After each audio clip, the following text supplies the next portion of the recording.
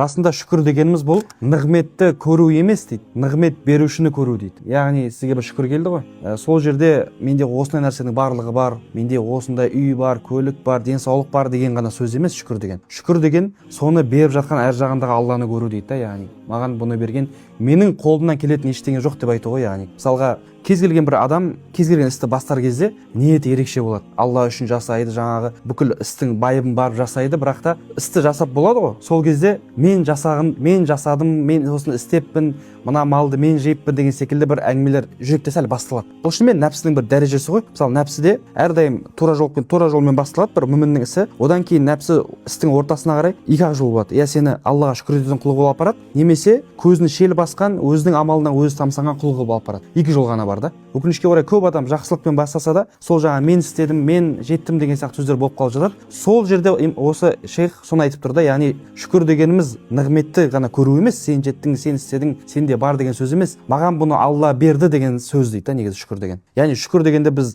қазақ тілінің баламасы шүкір ету деген бізде өкінішке орай тек қанағатпен түсінеміз ғой. Алла осы шүкір. Ол қанағат мүлдем басқа. Оған арнайы бап, арнайы тарау бар, тақырыптар. Ал шүкір дегеніміз бұл алғыс қой, қазақ тілінде аудармасы. Діндегі шүкір бұл Аллаға сенің білдірген бір алғысың. Алғысты әркім әртүрлі білдіреді. Мысалға біреу құлшылық амалдарды көбейтеді, біреу күнәлі амалдан тыйылады, біреуі таңнан кешке дейін зікір алады. Бұның барлығы да Аллаға жасаған бір алғыс болып табылады екен.